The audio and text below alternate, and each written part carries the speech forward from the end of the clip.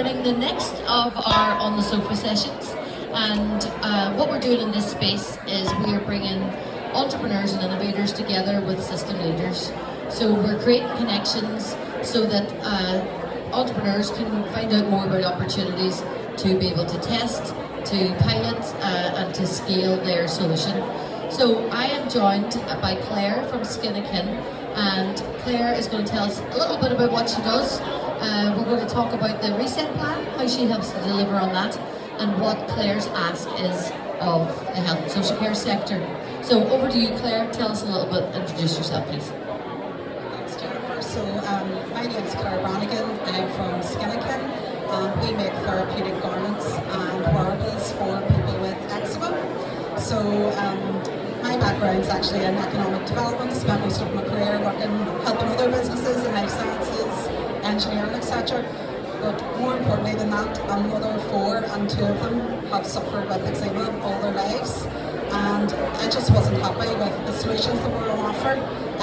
If you're not familiar with the condition, it is horrendous.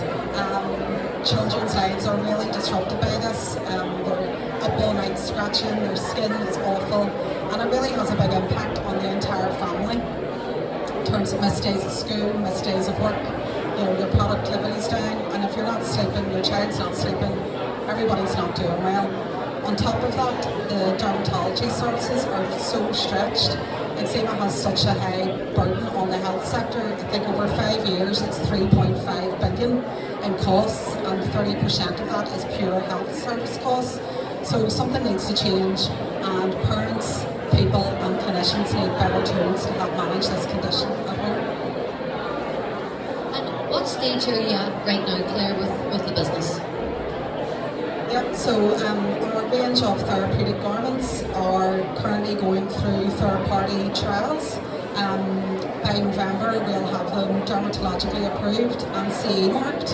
However, I need now to get that route into the health service and try to navigate that. In terms of the technology side of it, we received a couple of pieces of Innovate UK funding to investigate the technology. We've been working with Ulster University, and now we've got another bit of Innovate UK funding to actually complete our proof of concept. So by the end of March we will have a working demonstrator prototype that we want to show to stakeholders and show them what this technology can do and how it can potentially help people in the community better manage their symptoms and not have to come back to their primary care or secondary care for support all the time.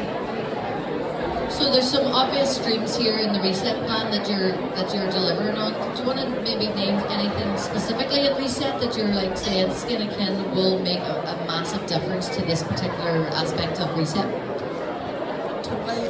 Like these tools came from a place of not having the tools at home. So I'm really passionate about giving parents and people tools that they can self-manage at home and really reduce that need to come back to your healthcare provider all the time and actually feel empowered and improve their own mental health, because it is extremely stressful trying to understand your child's condition and feeling guilty that you're not doing anything about it. So it's that whole in the community, self-managing at home and really empowering patients to take control of their own health.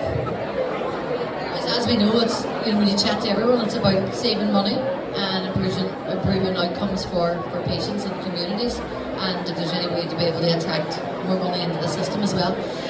What is your ask now? So if you could have anything to be able to help you move this along, what would it be? Who would it be speaking to?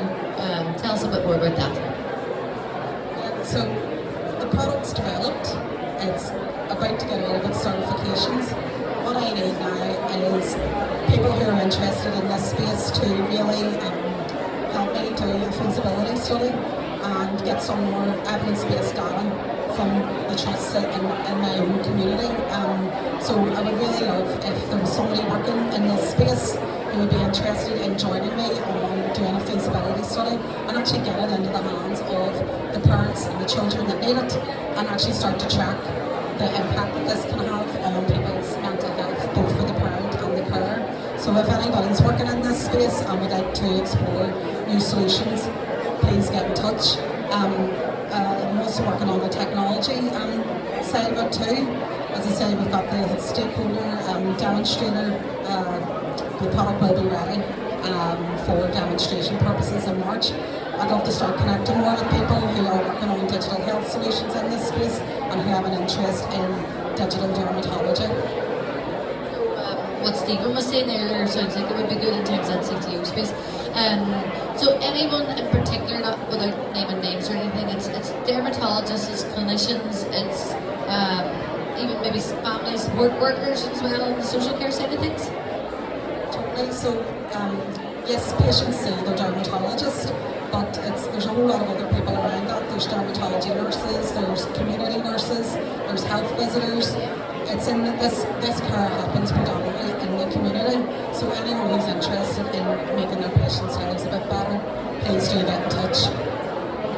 Thank you so much, Claire, and wishing you all the best with everything, and thanks for sharing your story and your journey today.